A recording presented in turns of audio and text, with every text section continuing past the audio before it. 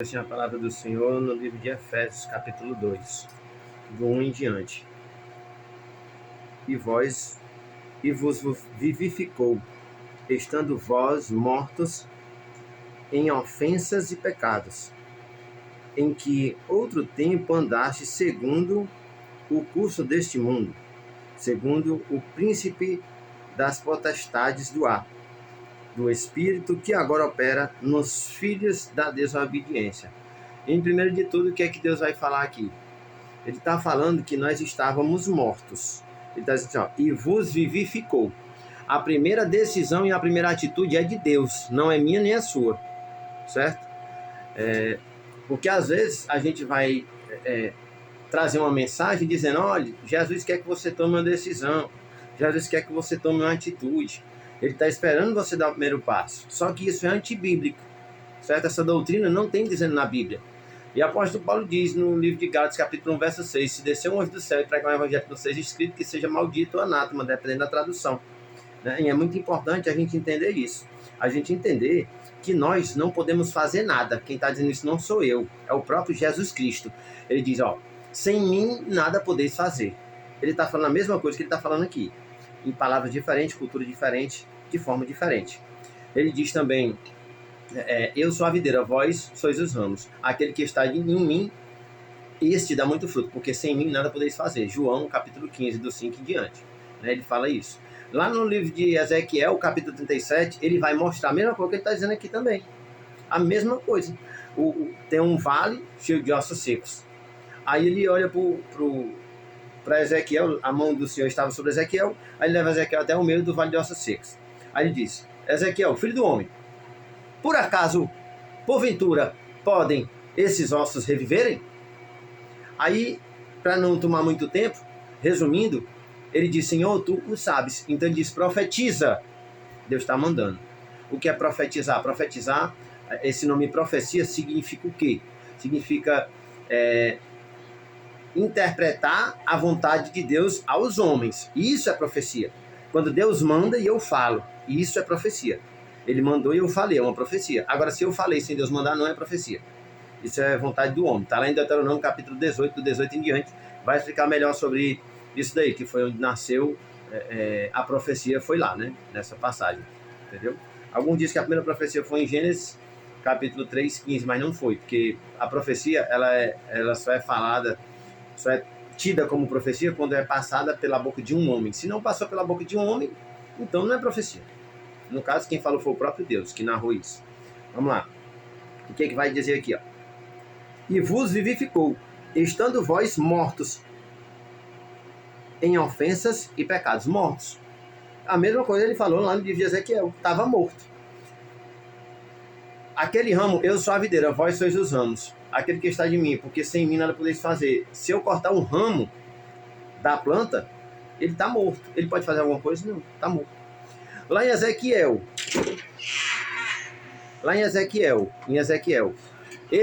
aqueles ossos, podiam fazer alguma coisa? Podia não. Por quê? Porque eram ossos.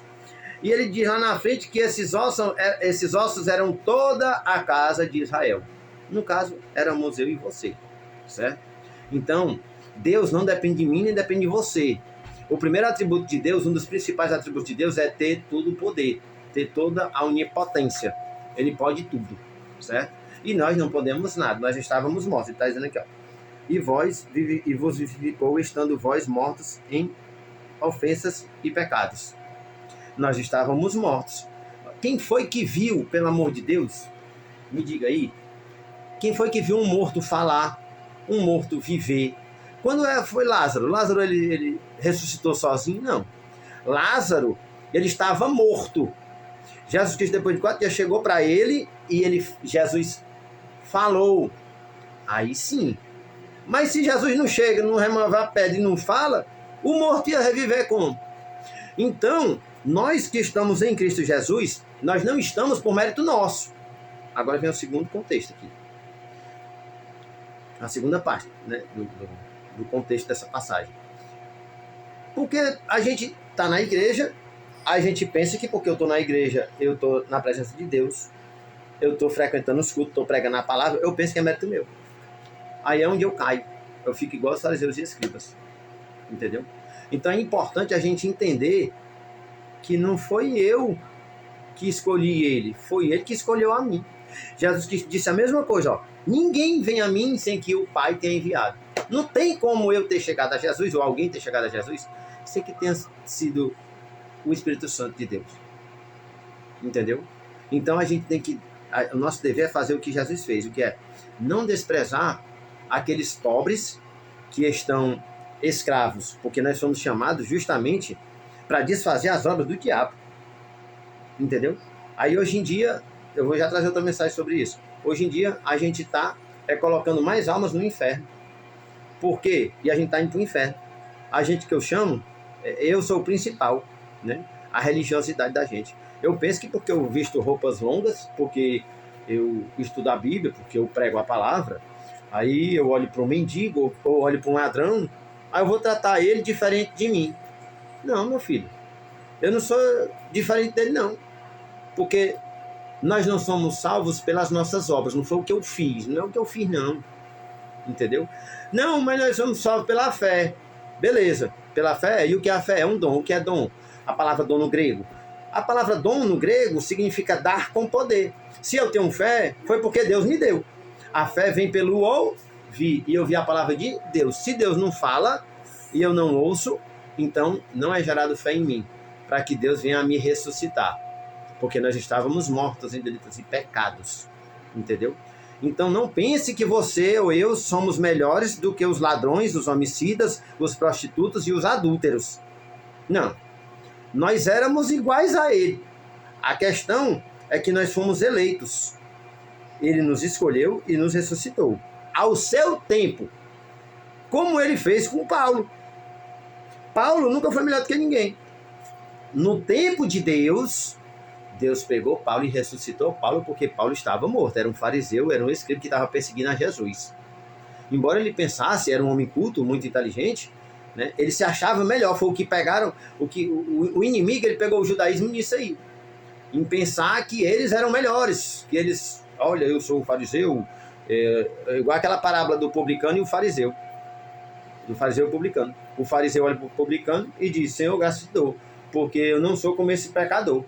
Aí eu dou o dízimo de tudo que ganho, jejum 2 vezes por dia. Por semana, perdão. Aí Jesus diz assim: qual dos dois está de lá justificado? Justificado é tido de justo como justo diante de Deus. Justificado é salvo. É justo diante de Deus.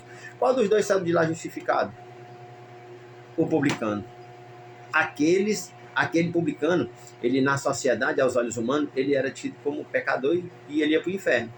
Por isso que naquele grande dia, muitos vão dizer do lado direito: vinde, bendito meu Pai. Vou falar bem rápido aqui para não tomar o tempo. Aí eles vão dizer: Senhor, quando foi que eu te vi nu, que te vesti, quando foi que eu fiz? Quando vocês faziam para os meus pequeninos, vocês faziam a mim. Eles não se sentem dignos do reino de Deus. Os que conhecem a palavra de Deus vão dizer: não, Senhor, o Senhor está errado, o Senhor está me mandando ir para o inferno. Ele vai dizer assim: apartai-vos de mim, vós que praticais as iniquidades. Aí eles vão dizer: Senhor, o Senhor está errado. Eu profetizei em teu nome, eu expulsei demônio, fiz grandes maravilhas. Ele diz: não, apartai-vos de mim, eu não vos conheço. Entendeu agora? Então aqui na terra ninguém é melhor do que ninguém. Abraão, ele não foi melhor do que toda a terra não, porque diante de toda a terra, Deus escolheu quem? Abraão. Então, Deus escolheu você e ressuscitou você, que é cristão hoje. E quiser reclamar, vai reclamar com quem? Com Deus. Porque quem ressuscitou foi ele que escolheu. Nós somos sacerdócio real, nação eleita. O que é eleição? Eleição é Pai, Filho e Espírito Santo tá lá no céu, e existe todo o povo na terra.